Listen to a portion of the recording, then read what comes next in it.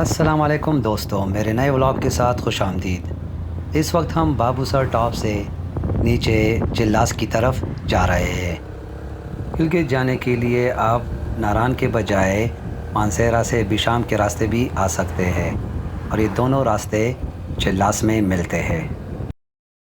और हमारा आज का रूट प्लान बाबूसर टॉप से नीचे चिल्लास और फिर वहाँ से हम आगे रायकोट ब्रिज की तरफ जाएंगे।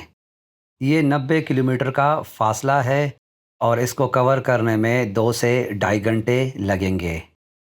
रायकोट ब्रिज से फेरी मेडोज़ तकरीबन 16 किलोमीटर का फासला है और इसको कवर करने में 5 से 6 घंटे लगते हैं। आधा रास्ता तातू तक जीप ट्रैक और बाकी ट्रैकिंग।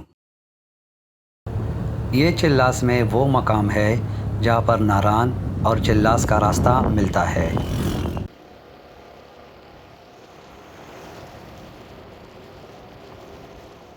दोस्तों, हम रायकोट ब्रिज पहुंच गए हैं। सबसे पहले हम यहां पर अपनी बाइक के लिए पार्किंग ढूंढेंगे और साथ में ट्रैकिंग के लिए सामान उठाएंगे। दाएं तरफ ऊपर जाने वाली off road track Fairy Meadows की तरफ जाती है और ऊपर जाने के लिए आप ऐसे ही एक जीप को हायर करेंगे।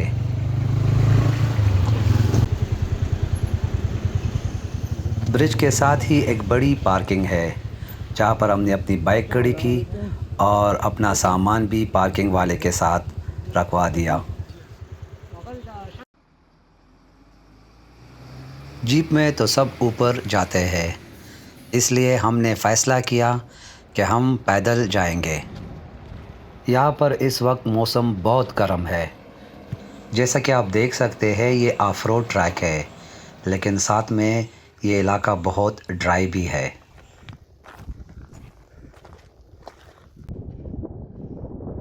यहाँ तक पहुँचने में हमें 1 घंटा लगा।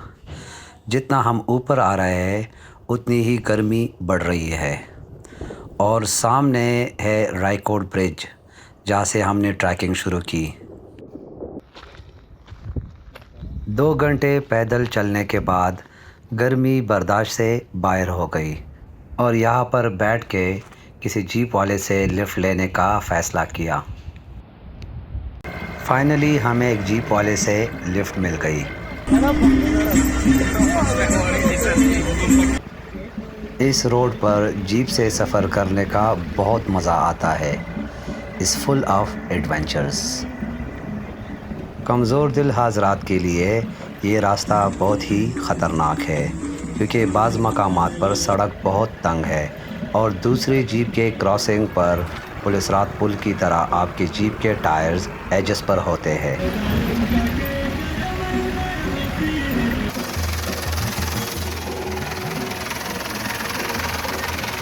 और एडवेंचर के शौकीन हज़रात के लिए इस सड़क पर सफ़र करना एक सुकून है, एक एज़ाज़ है।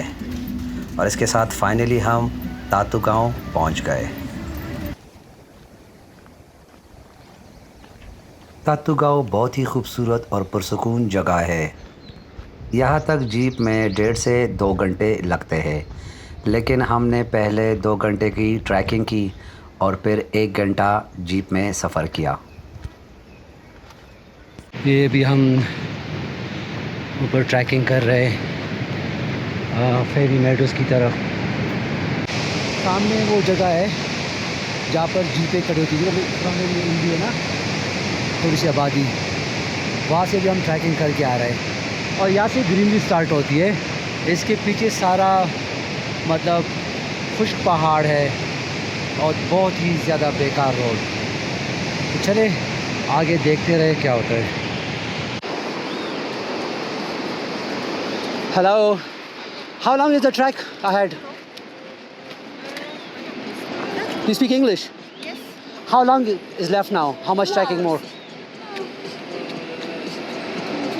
1.5 hours. 1.5 hour. That's too long. Thank you so much. गोरे कह रहे 2 घंटे और लगेंगे। तातू से फेरी मेडो के बीच ट्रैकिंग बहुत ही मुश्किल और सख्त रास्तों से गुज़रना पड़ता है और ये तकरीबन 2 से 3 घंटे की ट्रैकिंग है। और आपके फ़िज़िकल फ़िटनेस पर डिपेंड करता है।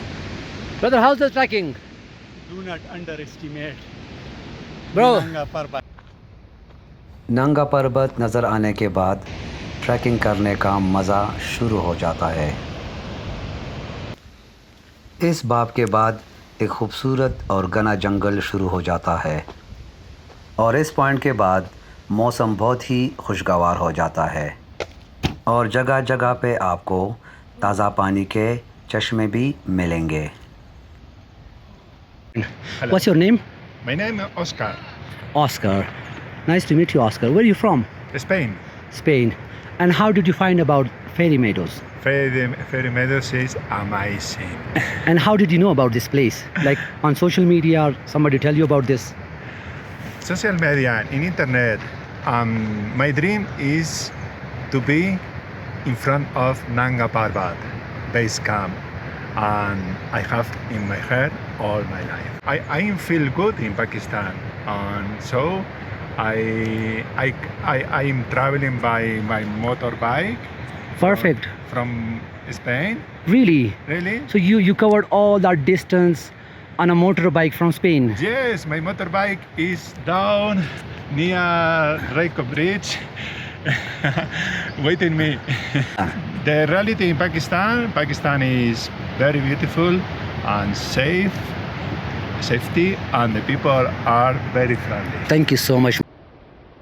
स्पेनिश टूरिस्ट स्पेन से पाकिस्तान बाइक पर आया है और कह रहा है कि मेरा सपना था कि मैं नंगा पर्वत बेस कैंप तक जाऊं।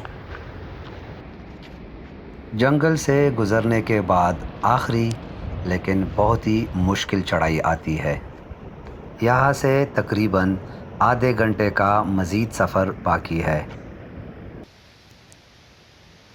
फेरी मेडो के साइन बोर्ड्स शुरू हो गए और हम ऑलमोस्ट पहुंचने वाले हैं। We have reached Fairy Meadows.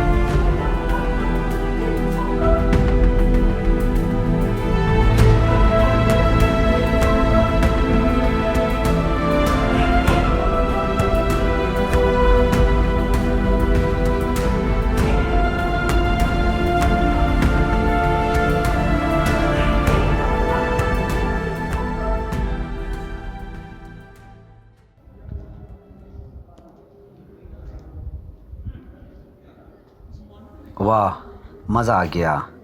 Really worth it. मुझे मुकम्मल लकड़ी से बने हुए घर, होटल, कॉटेजेस बहुत ही पसंद है और यहाँ पर सारी आबादी लकड़ी की ही बनी है। यहाँ पर रहने के लिए काफ़ी ज़्यादा होटल्स और कॉटेजेस है, लेकिन बहुत ही एक्सपेंसिव है और सहूलियात भी बहुत कम फराहम करते हैं और वजह इस इलाके की ऊंचाई है। फेरी मेडो की सबसे ख़ास बात यह है कि यहाँ से आपको नंगा पर्वत के नज़ारे देखने को मिलते हैं, जिसकी वजह से फेरी मेडो आबाद है। यहाँ से मज़ीद ट्रैकिंग करके आप बेस कैंप तक भी जा सकते हैं, लेकिन उसके लिए यहाँ पर रात गुजारना लाजिम है।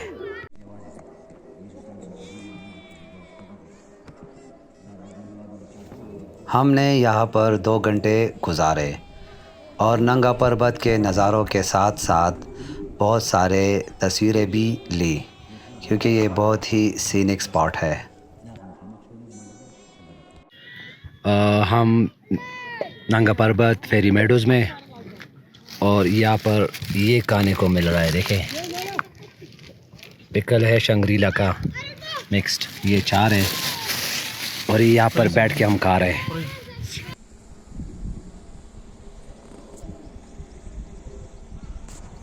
खाना खाने के बाद अचार खाने के बाद हमने एक कप चाय पीने का सोचा, ताकि थोड़ी सी थकान दूर हो, और जल्दी से रायकोट ब्रिज पहुंचकर रमा लेक की तरफ निकले। यहीं पे हमारा ये व्लॉग ख़त्म होता है। जिसने चैनल को सब्सक्राइब नहीं किया, सब्सक्राइब करें, ताकि आपको मेरी आने वाली वीडियोस बर वक्त मिलती रहे। तब तक के लिए फ़ी अमान अल्लाह।